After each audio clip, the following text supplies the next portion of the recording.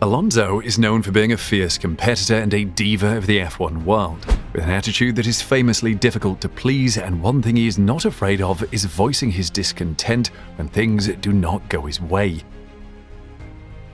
Well, now it appears that Jenson Button is making some pretty scandalous claims aimed at Alonso while they were teammates at McLaren. Alonso has had run-ins with most of his teammates, and in particular with Lewis Hamilton, and even this season with Esteban Ocon, with the Frenchman revealing a pretty damning report of his latest teammate at Alpine. Esteban Ocon has claimed it is good Fernando Alonso is leaving Alpine and has accused his teammate of doing only 2% of their combined work. Ocon and Alonso's relationship boiled over in Brazil in the penultimate weekend of the season, with team boss Laurent Rossi scolding them for the clash in the sprint race. It has been like this all year. Alonso reacted to making contact with Ocon. Ocon has now responded, "Of course I was disappointed by his comments in the press and not internally. We haven't had any discussions about that. I will keep the respect I have for him. It's good that he's going to Aston Martin and we're doing our bit on our own.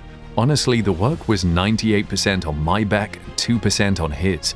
I was overworked. I was the one who did all the development in the simulator, the marketing trips." Alonso hinted that Ocon was at fault for 3 incidents between them in 2022, sarcastically saying, "Sometimes it is very competitive inside a team."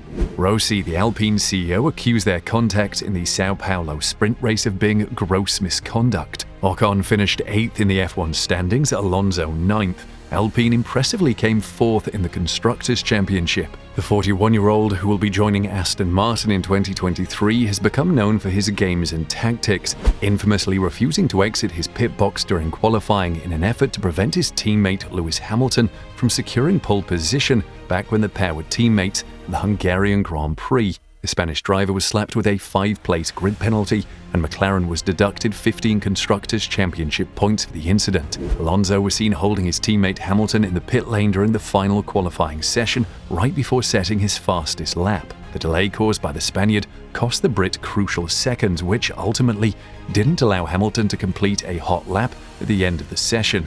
Alonso took the pole, while Hamilton took the second spot on the grid.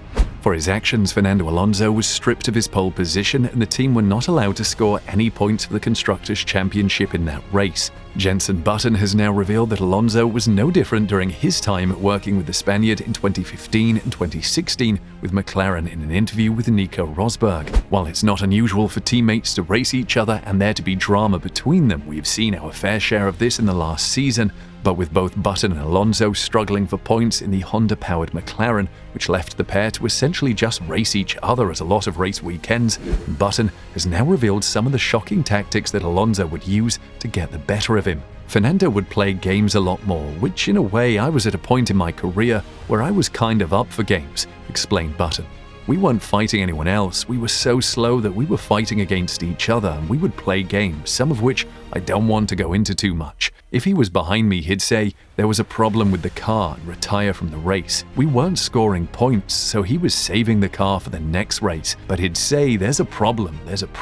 Button's claims come as a shocking revelation, as a driver choosing to fake a mechanical failure just because he was losing a race does not reflect well on them at all. Now, this is not all the scandalous tactics that Alonso would employ. Button claimed that there was a plethora of examples of similar games, but refused to share any more stories with Rosberg, simply because the examples he had in mind would reflect even worse on his former teammate. Alonso is a furious competitor, and not all people think badly of him.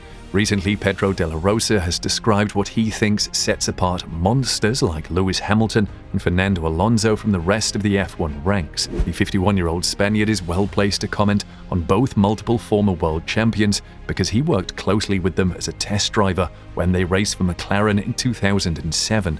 In particular, De La Rosa recalls a test in Bahrain where he was able to study the telemetry and compare his own performance with that of the duo, who both missed out on the 2007 World Championship by a solitary point to Ferrari's Kimi Raikkonen. But rather than the hot conditions that are generally found in Sakhir, the veteran of 104 Grand Prix starts believes it is on an evolving circuit where Hamilton and Alonso produce the ability that makes them so special. I still say they are special.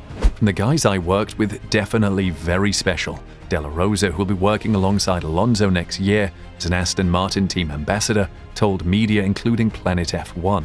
Not every new driver that comes into Formula One is special. It's difficult to detect because all the drivers that come into Formula One have probably been special at one point in Formula 2, Formula 3, whatever. But then the reality comes when you're with these monsters, Hamilton and Alonso. Asked what it is about the duo that makes the difference, the 2006 Hungarian Grand Prix runner-up replied, "Adaptability. Track conditions change. It's the fact every time you put on a new or used set of tires, a good driver will need one lap and you think, okay, the next one I can brake here or there. It's too late, the track has changed. Tires have degraded, you have less fuel in the car, whatever. The good driver just has this sense the grip is there.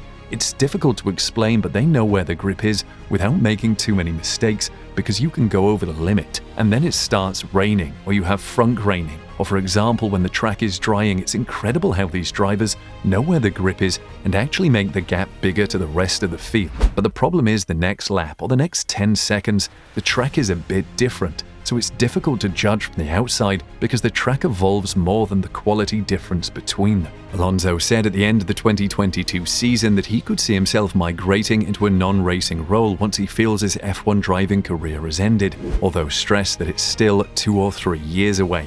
At the moment, I don't have anything clear in my head, but I know that I will eventually stop driving one day, and I will have had that time, maybe 25 years experience or something, said Alonso.